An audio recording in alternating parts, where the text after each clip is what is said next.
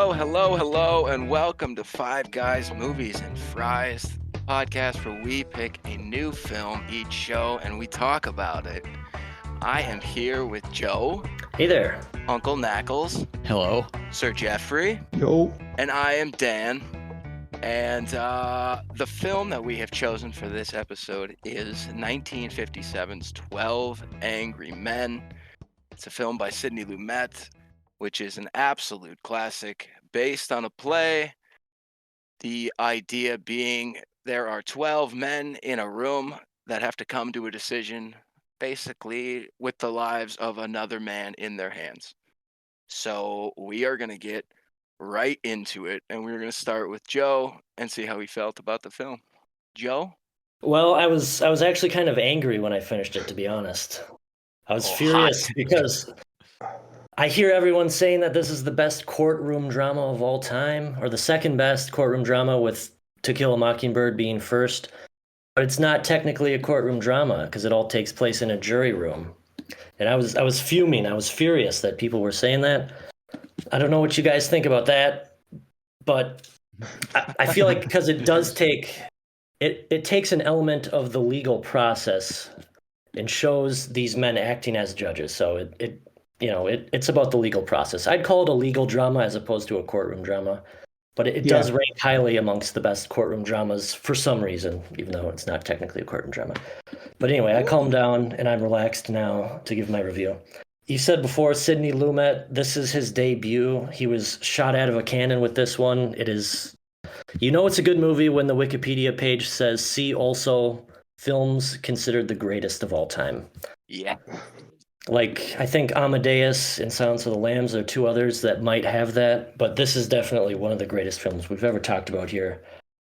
Glad he picked it. Great performances by everyone in it. Obviously, the standout, Peter Fonda.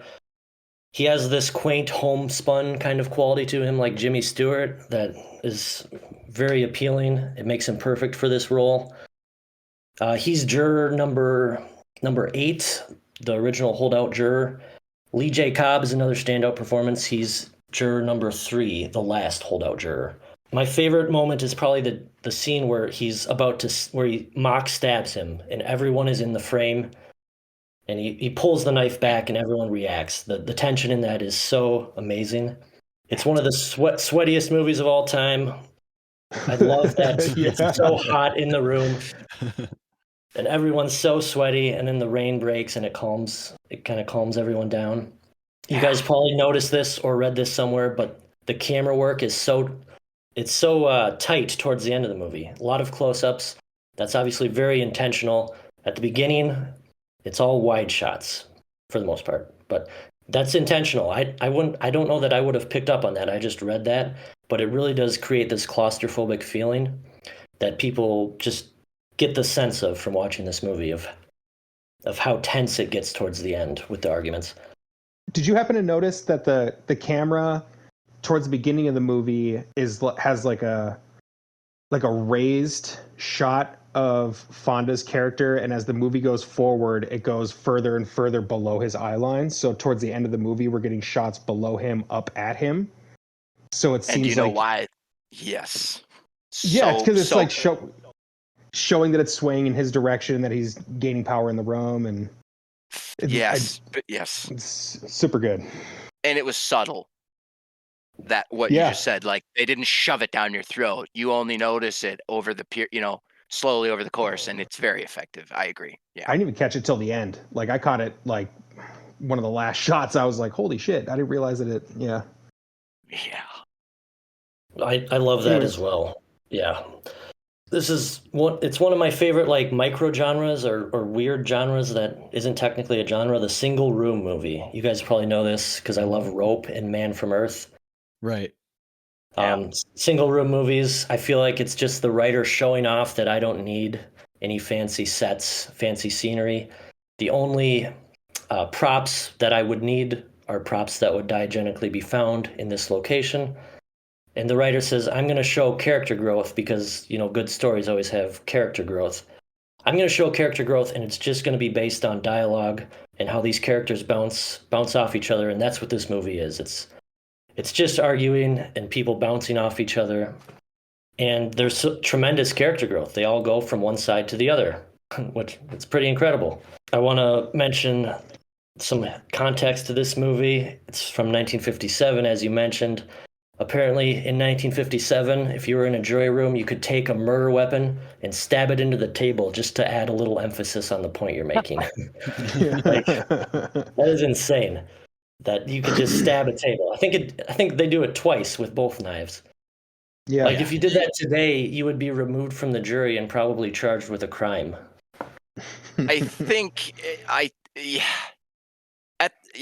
just to speak to that, I don't think the forensics, in the sense that that particular object would have been sitting in some sort of analysis lab, cut off from any ability for the, they would be seeing like high definition photos of this knife as opposed to actually having it in. Oh yeah, nowadays for sure, yeah. So it would be a different thing. But yeah, it was also a time when it's not like that was uncommon in the sense that like we want to see the weapon or something. I guess I could see that if you're in a jury and somebody's like the gun misfired and they're like, we want to look at this gun and see if this is something that misfired. Stabbing into the table. It was a bold choice. But it works good. He gets his point across. Yeah, it does. Yeah, I was going to mention that obviously what this movie is about is not five. We're five guys. But this movie's about 12 white men who are all in this room, and they all have this sort of lynch mob mentality. They're going to kill this guy. But one juror holds out and convinces them all with his empathy and his reason and gets everyone to come to his side. So you might think that this movie kind of glorifies the judicial process in America. Like the justice system works. They saved him. Isn't it great? Right? But it doesn't really, because 11 out of 12 of those guys were going to kill him at first. Imagine if juror 8 wasn't there, then he would have died. Yeah. I mean, they talk about that in the movie, how if he got another jury selection, he'd be screwed. Yeah, and I don't think it was praising the legal system in any capacity, at least in the... Well, the reason I mentioned that because it says on Wikipedia that, Supreme Court justices always credit this as their decision to become judges. And things like that, law schools show it, everyone shows this movie and regards it like that in that way. Yes, and I think that would be more like, look at how much people's lives are dangling in the hands of the current system. Like, if I were to become a Supreme Court judge, I would have much more, you know what I mean? As opposed to it getting to these 12 people, I would be the judge in that room, not letting it get to trial. I would be asking these questions, or basically, I think it's set up Juror 8, Fonda, who also produced the film, as the hero who didn't sway people in the sense that he thought he wasn't guilty. The first thing he says and the last thing he says is, "I don't know," and that's why I'm not ready to kill. And it's the humility in admitting you don't know, and admitting your own prejudices are in the way of making a clear and accurate decision that's going to get us all into a place where something like this could work. So yeah. That's a very interesting... God, this movie's layered. What a good fucking film. Sorry, keep going. Yeah, no, it's sort of like glass half filled, glass half full, glass half empty. Some people will see it as glorifying the judicial process. Yes. As a criticism of it. Absolutely. Yeah, that's well said. Well said. I believe we got Knack next. What are your initial thoughts? Well, it was my first time ever seeing the movie. Yeah, so I'd known all the talk about it held up. It's it's all about the content in the movie, and so like everything else sort of takes a back seat. Like the acting is stellar. The setting, taking place in one setting is always makes for good focused human interaction. I loved it. I loved seeing it, and it was great just seeing how all these different types of people have their own methods as to analyzing the whole situation. But whether it's as far back as, getting impatient, wanting to see a game, and that thus your vote suddenly becomes less valuable. How somebody can expose themselves like that in just such a selfishness. Every character here can still. You want them to be able to be turned on a dime, but they each have their own filter on the world and how they use it to make a decision on somebody's life. That really bled through in this movie on this watch through for me, is just how well the script wrote the characters and how their characters would look at this situation. I thought that the way that it went about that was, like you said, incredible. I really like that about the movie. Oh yes. Consistent. Everybody was consistent. Yeah, right. I love towards the end how Juror 8 Henry Fonda. Peter Fonda. I'm sorry. What did I say? Henry, his son. Henry, thank you. Peter Fonda. Yes. God. No, that's accurate. Yes, Peter Fonda, the God. Yeah. So actually, I got Henry Fonda and Peter Fonda mixed up. Henry Fonda is in the movie 12 Angry Men, and Peter Fonda is Henry Fonda's son. So I made a mistake there, and I apologize. Is asked about the truth, and when you're dealing with a jury, it's almost get a stab wound to say that the truth has to take a back seat. All you have to rely on is what people are saying, and the facts as you can calculate them in such a situation where it just brings out so much in anybody. And it's wanting the truth but not being able to handle the truth is what you're saying. Yeah. That's why I'm also taking a moment to think about how Peter Fonda's Juror 8 isn't so much of an angry man. It was more 12 angry men and one guy. One guy says not guilty. One level-headed guy. Yeah. And it also trying to quickly imagine how we're there pretty much for the whole process. There's no break in the entire moment, in the entire event of deliberation. We don't get no obvious fast forwards. We're in the room. The only breaks we get are in the bathroom between one or two other characters as they get more direct contact. But anyway, imagine just even trying to imagine how such a case could a jury of that many people wouldn't take simply an hour and a half. You know what I mean? Yeah.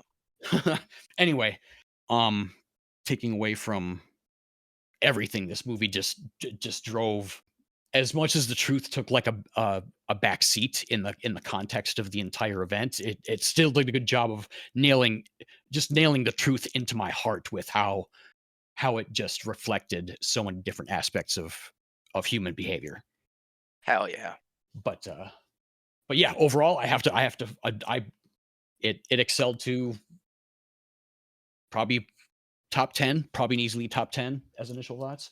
But who did we have next? Next up is Yef.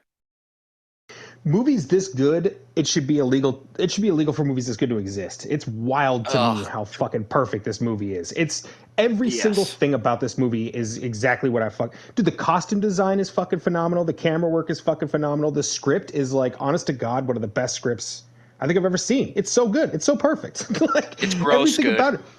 Yeah, it really, really fucking is. You mentioned costumes. I just want to. I'm curious about something. About Peter Fonda's white suit. Yeah. I guess it represents his goodness, maybe? Just represents his, or neutrality, perhaps. Maybe, yeah. And the idea that could go, not either way, but just the idea that their costumes feel demeanor based to me. Like, if you look at their costumes, it's represent, like, for instance, the guy who's constantly trying to get out of there and won't shut his mouth has the loudest outfit in the room. Yeah. I totally the took you everyday off the working rail. man. Go ahead. The everyday working man character definitely has an everyday working man outfit on. You know what I mean? Like when you see that first shot of them in the beginning of the movie, and you see them in the outfits that they're wearing and the looks on their faces, you get a solid read of who a lot of these characters are just from that shot alone. Yes. And that's all who of we that think they working are. together. I think the script really shines in the way that Fonda is able to goad people into giving up what their prejudices are, or into tripping themselves up in a lie. Like, especially with that scene where he gets that guy to scream at him, I'll kill you, I'll kill you. It feels like Fonda had been setting him up for that for a while. Like, For months. I think about the fact that he's an architect, and like we're talking about how their jobs reflect how they see what's happening and how they approach this problem. And like this man is literally building this bullshit in this room to get these people to out themselves effectively. You know, Yes. He's just building it all up. Dude, the knife reveal is so good. It's one of the best reveals I think I've ever seen in a movie, period. It's so fucking perfect. I think you should break that down. Like, explain what that is, you know? Yeah, so like he sets this guy up talking about how rare this knife is and how only this kid could have this knife, and it was so recognizable, and they go back and forth on it for a while. It isn't like he just asks him a question, gets an answer, and then reveals that he also has that knife. They have a whole ass conversation about it where you would never guess that he had one. Like, the first time I watched this movie, I had no clue that he would have that fucking knife in his pocket. Oh, it blew my mind. I was like, what in the fuck? Dude, like, audibly jumping up and shit. Like, oh my God. It's such a good... on the block. It was the mic drop. It was $6 at the pawn shop. It was the first, yeah, 2 blocks from the kid's place. That could be the first recorded mic drop of like, oh, really, bitch? Like, well, bam. Like, what's up? That's the whole thing about him building all this bullshit, is that like he had that knife in his pocket from jump. He came in with the prop in his pocket, ready to fucking go like Carrot Top, and waited for like 45 minutes before just being like, boom, bitch, and slamming it in the table. Like, oh, he had that on reserve. If they put him in a corner, like, oh, really? How rare, motherfucker? Like, yeah, dude. Dude, fucking, oh my God. Just fucking phenomenal. Yeah, I don't know. I've seen this movie, I think, 4 times now, and every time I just get like you said, I get a different layer out of it. Like, I just notice, like, the first time I watched it, I just liked how everybody acted. I thought everybody acted really well. And then the second time I watched it, I started looking at it from more of like a social aspect. And this time it was really about thinking about the argument itself when I watched it. And if I'm being honest with you, I got a little bit of a hot take. I'm not sure they should have walked away with a not guilty. I'm not positive about that. Here, the reason, there's so many fucking coincidences that have to be in place for this kid to not be guilty. It's not about like, sure, this could have gone this way, or sure, she might not have seen, but for all of those things to have lined up and created this picture perfect scenario where he wasn't the one who fucking did it, I just don't buy that. Would you have agreed with the hung jury? I probably would have agreed with the hung. Honestly, I would have liked to have seen that in court again. If that would have been my probably takeaway. And that is fair, but to be fair, it is the same amount of coincidence that it would take to get him in that spot because of everything they dissected. Somebody would have to look out the window at the exact right moment through the trains, who didn't have her glasses on, went out of her way. The same with the elderly gentleman. For him to hear that would have been insane. A train passing by that what you just said is why this writing is so effective, because and that's the other layer, because if you look at it from like that social aspect and people's prejudices, then the 2 people who got up on stand could have just very easily been prejudiced and lied or exaggerated the shit out of it because of who this kid was. Yes. Exactly like these jurors did. So that's where that layering comes in. That's why this movie's so fucking good. Onions. This movie is an onion. My take on the whole evidence, I don't know if you guys know about the YouTube channel Legal Eagle. I do. He reacted to this movie. I think he gave it a pretty poor rating for legal realism. So a lot of the stuff in this movie just doesn't fly, and probably didn't fly at the time. Like when he brings in the fake knife or the double knife, because as a jury, you're not allowed to introduce new evidence. That's for the legal teams to do. You don't bring in new evidence as a jury. The jury would be dismissed and they would find a new jury. Well, it wasn't new evidence. It was all of them arguing that the knife was super rare and him saying, really? Because I have one just like it. Actually, it's right here. So it's not that rare. I don't think that's evidence, is it? But what Joe's saying is that it was on the lawyers to be the one to point that out, not the jurors. The jurors are supposed to take only what's presented in court and work with only what's presented in court. Yes, that is true. Yeah. Yes. And a whole other thing about this movie is that I doubt most murder cases deal with evidences like people looking through trains, people hearing screams, and things like that. Like, it's such a peculiar murder. It can be recorded as testimony. You know, this is what I saw. Yeah.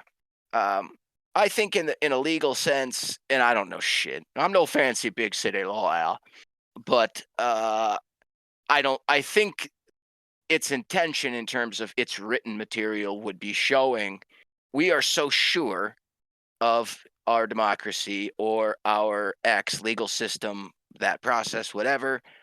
And I think this was not only poking holes in that idea as a concept, but also showing just how vulnerable it is to what we witnessed in that room and all the things that we're taking issue with. Can they bring in new evidence? What can be discussed? Can somebody be physically intimidated? Can you scream at someone? Or can they have an open vote like that? How is it not all ballot based? Meaning every time they vote, how is it like, hey, raise your hand if you think he's guilty? Because every single time you do that, you're influenced by the people around you, right? Mm-hmm. So it was like all of those things I definitely took some issue with as well in that sense. I don't think it's a negative for the movie though. I don't think it really harms the movie. You have to, I'm not once an attorney. Yeah. I think if you're watching it from an attorney's eyes, it'd be like, oh, that's not right. And it's like, shut up, Greg. We all know you know the system. Just watch the fucking movie. It's sort of like a parable or a symbolic representation of prejudice. And it's a film and a very good one. It's a movie. Yeah. It's much better watching it with open philosophical fucking open mindedness rather than a legal, strict legal by the book. Yeah. That would only take away. It's not dissecting it that well, we were already dissecting the fuck out of this movie, but dissecting it that much just tends to dilute and ruin things. And one other thing, they would have known if that lady wears glasses. Like, she would have been asked that already. Like, if she had to testify about her vision. I'm doing it more, but no, those are good points to make. They're still very good points to make, nonetheless. Yeah. And I do think that part of that is if you're in a courtroom, and this is the biggest piece for me, and I think why they included the courtroom scene in the beginning. Could that judge have been any more bored?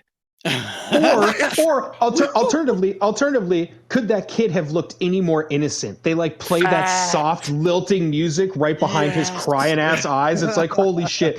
Yes, and he looks like the victim of every crime that could exist. Yeah. Like he's been, dude. We needed to see that courtroom. In the sense that judge was like, hey, just so you know, the decision that you guys make, excuse me, Mondays, am I right? Anyway, the decision that you guys make, this kid's going to probably die. So go do your jury thing. I need to smoke. That's the look of a killer. They're all the same. You're right. It was crazy how bored this judge was. And I think the idea there was like, we want to think that our legal system right now is this sharp as a tack thing, and we have the top people being like, if your vision isn't 20/20, my legal team's going to pick that apart. They said this kid's lawyer probably didn't want the case. It wasn't making him money. If he wins this case, he's just going to have a bunch of people mad at him, like, you freed a killer, blah blah blah. Right? There was nothing in it for him. The lawyer is the one that's going to be pointing out, like, actually, it looks like you wear glasses. How can we believe your testimony about your, you know what I mean? So it'd be the lawyer pointing those things out, and they said this guy was a joke. He's probably a public defender that didn't even want it. So that's a big, piece of that. The jury was the lifeline for this kid. And like you said, it's impossible to talk about it without dissecting it. But this movie is perfect. That's it. Dude, it takes you on like this little mini roller coaster. It's got so many quick highs and lows where like 10,000 roller coasters. Yeah, you have somebody acting shitty, and then you have somebody who hasn't really spoken up the entire movie ring in with a question all of a sudden. Like now all of a sudden Bring in they're with a invested and starting. banger. Yeah, and like they just come Like, out of oof. nowhere. It's so perfect. Like it just goes from like this screaming fight to somebody coming up with a voice of reason that you didn't see coming. It's just boom, boom, boom, boom, boom through the entire thing. It's so perfectly paced. And I like you're could just not glued agree to it the more. entire time. The elder gentleman, I want to hang out with that dude. I want to smoke weed with him. Like he's just Same. such a G. He's so cool. Like I was just the whole thing. Anyway, did you have anything else that you wanted to add? No, Joe? you go ahead. So everyone, with the stuff that you guys have covered, I love that we thought like so many of the same things because there's so much to pick through, like just with this film. But I will say, like, to me, this whole thing just felt like a film about perspective and how we can sometimes just be so sure of things in the back of our minds or in, what really rang true the most and always kicks me just right in the dick every time I watch this is the last guy with the picture of his son. Oh my God. The realization that this man comes to with the help of this group, with everything that he is holding on to, man, the guy is so angry and in so much pain about the loss of his son and what that means and whether or not his behavior is responsible for that. It is the most perfect example of like he feels so guilty about causation.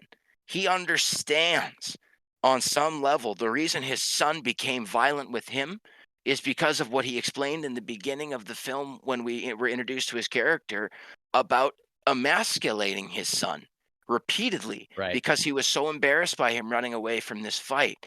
This journey that we go on with this seemingly inhuman, unforgivable person, you're so far away from him.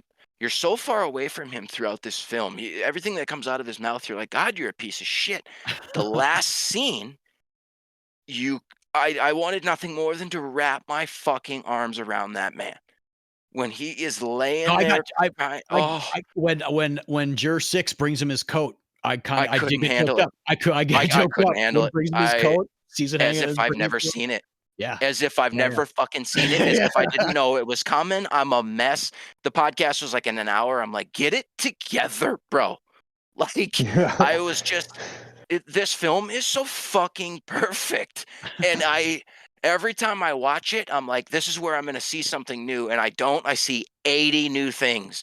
And then I'm like, fuck, I have to rewatch this again. It's when people ask me about the reason why I like just can't stop buying the films that I love and owning a physical copy of them that I can always have and always put in, regardless of the internet and my connection to it and my streaming service of the time. I put this film in, and it's like, this is why you own physical media, to go put this in again and again attention to and detail.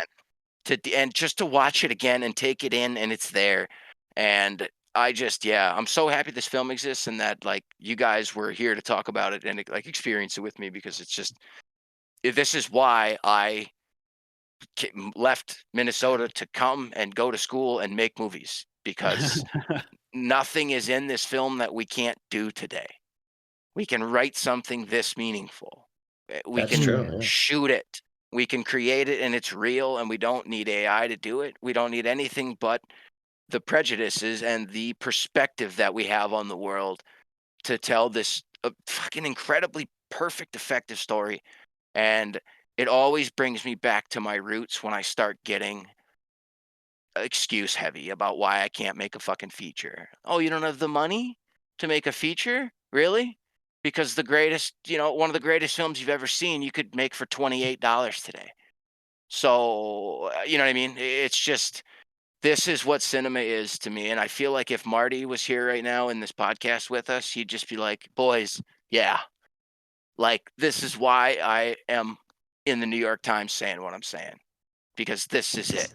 This is a risk that you take. And it's, yeah, I'm just so grateful that this exists. And yeah, that's what I have because I love this film. Oh, and the crane shot in the beginning. Ooh, ooh. Fucking Yeah. so sick. Pulling through the lobbies. We got doors opening. The timing of that on film Did you guys on a wobbly wooden dolly. Ooh, hot Did you butter. guys And they nailed it. Did you guys notice the oneer at the after the opening credits? Fuck yeah. That's what I'm talking about. That's a crane, bro.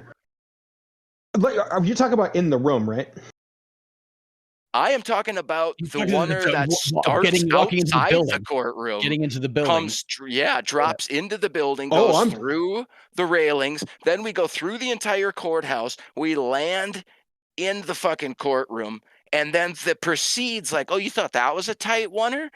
We go around the entire room, the entire jury room, one by one. And you are watching them. Oh, let me just shift focus here. Okay, I'm going to pull this. He's going to walk behind him. The timing and discipline of the camera, the blocking, the lighting, and the actors, each one of these staging was insane. A masterclass in blocking.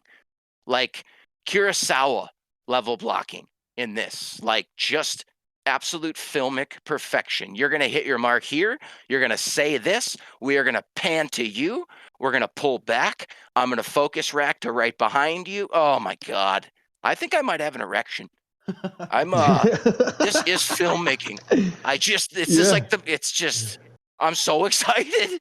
It's just so good. It's just so fucking good. Yeah. But anyway, thank you for letting me just go on for 40 minutes because I love this film. You're good, dude. That had to be done. But anyway, yeah. So ratings, 3 out of 10. It was okay. No tits. I was kind of like, okay. Who's first for ratings? Yo? Same order. Before we do that, I got just random questions for you guys. Like we already talked about the realism and that kind of stuff. Yeah. What do you think the significance is of them sharing their names at the end? Oh, with the gentleman. Yeah. I mean, overall, knowing at the end of all the deliberation, you can shake hands with the guy next to you. That's what I'm taking out of it. That's all I'm taking. You fucking. We all aim to be peers, right? We all aim to be peers among each other. I think it would be interesting if it would have been Peter Fonda and Lee J. Cobb shaking hands at the end, but it was Juror 1 not Juror 1. It was 8 and 9. It was 8 and 9. It was the older gentleman. It was the senior G. Yeah. It was him, and they were the first two to be on the side of the boy. Yes, it was. Well, if I remember correctly. Oh yeah, you're right. Because I always think it's going to be the gentleman who explains that he also was raised in a slum. That's going to be the first to turn. Yes, and it isn't. Mm-hmm. You're absolutely right. It is who I'm calling Senior G. It's the old man. Yeah. Top G old man. Yeah, my dog. Yeah. I don't know why they chose those two in terms of that particular interaction. That's a really good question. Do you think it's the full circle idea? I think it's just to point out the fact that you can get to know these people so intimately and not even know their name. Okay, yes. That is yes. The first time I watched this movie, I specifically remember like realizing like, holy shit, I didn't know a single one of these guys' names the entire movie. Like I didn't even put that together. And you're not supposed to. Yeah. Oh really? Yeah. You're supposed to be enamored in the detail and continuously forget your prejudice while also realigning it. Like, oh, I thought this dude was super racist. And here's the pain from this. And now we understand. You know what I mean? It's that constant perspective shift of you were so sure that this guy was this or this guy was that. And I will say, in defense of baseball guy, who had the game to get to, who also, by the way, does it not feel like he's been in like Lethal Weapon films and is the same age? Like when I saw that guy, I was like, what the fuck is going on? Like this guy's a character actor like in the 90s and is like this age. Like I don't that fucked with me a lot. I don't. I really don't. Like, I feel like he's that face.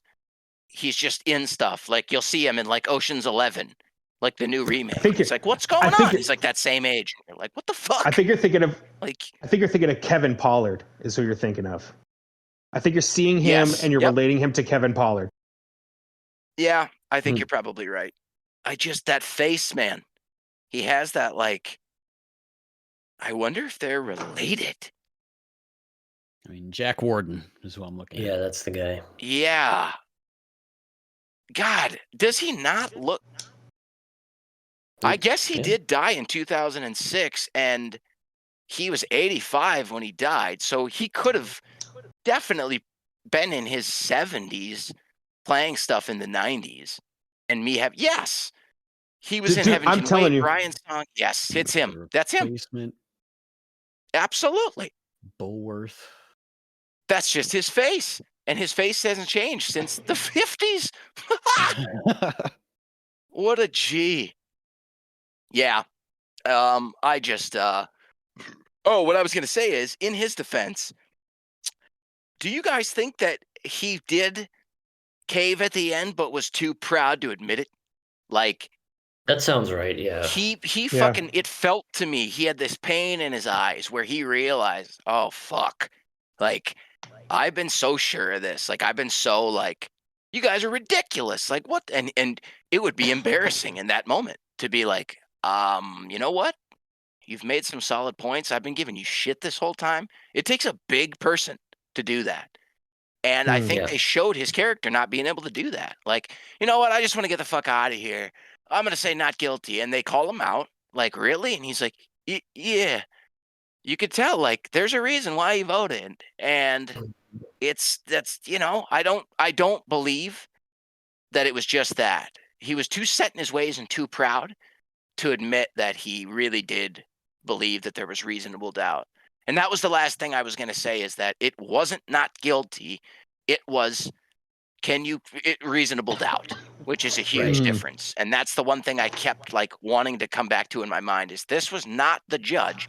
It was, if you cannot come up with reasonable doubt, he's guilty. And they came up with very solid examples of reasonable doubt. And that's why I was like, yeah, I'm with him. I could not convict somebody unless I was sure. And I was not sure by the end of that, proceeding. I was not sure. I would never be comfortable sending that kid to the electric chair with everything I saw. Yeah. So, spoiler alert, he did do it. We found out a couple weeks later. So, in the sequel, 13 Angry Men. Just bombed. Anyway, Random question. You guys think anyone involved in this movie's? Well, before I ask you if anyone's alive. Oh, a lot of the cast. How many people do you think are in the cast of this movie? Now, they weren't all credited, but Wikipedia and IMDb have updated who counts as being credited for acting. Not everyone talks. I'll give you a hint. It's not 12 people. I'm going to guess upwards of 30. Well, everybody in the courtroom. Yeah. You got the courtroom people, and you have the interaction between that bailiff. Well, those are extras. They don't count. If they spoke, they count. But some of the people who are credited don't count or didn't speak. Okay. Well, if they're described, if their character is described, the killer, the boy that's on trial or whatever, he didn't say anything, obviously, but he's a character. I'm going to say 21. You were both high. It's 18. No, I'm just tired. People. Oh.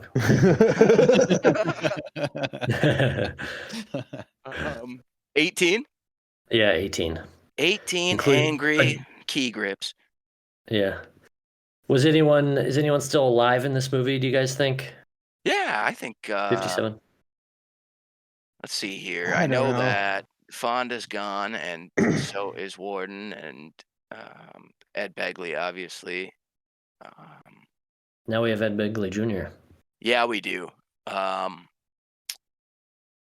know. I mean, Lumet died not long ago. Anyone else have an answer? I don't. No, I don't. Is the I mean, the Is boy. No, is John Savoca still alive? John Savoca. No, they were all old. All 12 are dead for sure. And John Savoca, no one knows for sure, but we think he is dead because he wasn't an actor. People have investigated. That's the child. Yeah, the That was yeah. our accused, child. yeah. Yeah. So he would have been 17. Oh, He was he's 17 alive. years old. He's in his 80s. No, he would be in his 80s, but I think he died like 20 years ago. No one knows for sure though. Well, I think this next episode is us finding him. Tracking him down, yeah. Yeah. He never acted again. Well, that's because he was in prison. Oh, he wasn't. What movie did you watch? Yeah, that's right. He should have held on to that knife. Yeah, right. He didn't have his blade. That's all I got. If you guys want to move on to reviews. Ruining Yeah, everything. let's give ratings, huh? Let's start with Joe, and we'll go down to Knack and Jeffrey. Yeah, I give it a 10 out of 10. Super great. I've been Lumet pilled for a while. I watched Serpico and Dog Day Afternoon, I think in one sitting. Yes. Yeah, there's so many movies in his filmography that are so good. Yes. And this is one of them. One of the greatest films of all time. What do you got, Yeah, Mac? easy 10. I mean, like, if I can give it more than that, I will. But I mean, this is pure concentrated cinema right here. It's Well said. Pure concentrated cinema. It's just Yes. you can't even trying to change anything about this film feels like a sin, like a cardinal sin. It would. Agreed. I couldn't do Speaking it. of, I watched the remake, the William Friedkin remake. Oh, was it William Friedkin who did the remake with Jack Lemmon? It's made for TV. I like it because of Jack Lemmon's performance and because Sure. Tony Soprano's in it. Sure. But other than that, it's just not as good. I And can't The imagine. cinematography is terrible. It's so bad. I can't Remind me to imagine. tell you guys a story about William Friedkin when we're not recording. Okay. Yeah, I'd love to hear it. Yes. Anyway. I think I'm up next. Yeah. Definite 10 out of 10 for me. I think this is probably the most perfect movie I've seen. I don't think I've seen a better movie than this. It's not my so much. Yeah. I'll freely admit that it's not my favorite movie of all time, but it's definitely the best. I seriously can't find a single flaw with this movie. It's just like Dan was saying earlier, every time you watch it, there's just new shit to peel back and new shit to realize. It's just Yeah. virtual Pandora's box. I could not have said it better myself. When I had the pleasure of being introduced to Jeff, I knew within 2 hours of talking movies with this dude, I was like, this is my dog. This guy is just, yeah, this is my dog. You guys all said it exactly what I would say. Pure concentrated cinema was outstanding. I'm taking that forever. I'm writing that down and just stealing that because that's an amazing way to put this. Lumet is a director's director. This film is proof of exactly how and why direction is so necessary and so criminally overlooked sometimes. Like, imagine all these dudes trying to keep all this together, trying to do this blocking. Whose line is it? What are we fucking doing? Where are we? Is the very tip of the iceberg of everything that went into this. And like, I'm so impressed. And I'm intimidated by how good this is when it came out, what they had to work with, and 10 out of 10. 10 out of fucking 10. And yeah, I love it so much, and I'm so like grateful that shit like this exists. So yeah. Yeah, thanks for bringing this one. Thanks for bringing this one to the rotation. Absolutely. Hell yeah, it's an honor. I got Will. Will isn't here today. Oh yeah. But he typed us his review. He says it's a 10 out of 10. It's a slay. It's a banger. Amazing acting. Good cinematography. I don't know why he didn't say great, but okay. Did he And capitalize? I'll remember that shit. He said good. Yeah. I'm just don't shoot the messenger. I'm just saying what he said. And he said potentially one of the best scripts ever written. Again, I don't know why he says potentially. He could just say one of the best scripts ever written, but that's for Will. But he does give it a 10 out of 10, so. Yes, we missed So you. he Tens across the board. Yeah. 10s across the board for Dr. Probably Sidney the first Lumet. time that's happened, but yeah. Hopefully think not so. the last, right? I feel like this next one definitely isn't going to be 10s. Well, I think you're next, Jeff. Yeah, what do you got for us? What is our? And it has to be a movie based on a play. And it has to have penetration. It definitely has penetration of the metal variety. The Tragedy of Macbeth, Joel Cohen, 2021. All right. Yes. Yes. First movie he directed without his brother. It's. Yep. Yeah, he did it without Ethan. Well. Good Lord. It wasn't the first solo Colin, okay. but the first solo Ethan. Yes.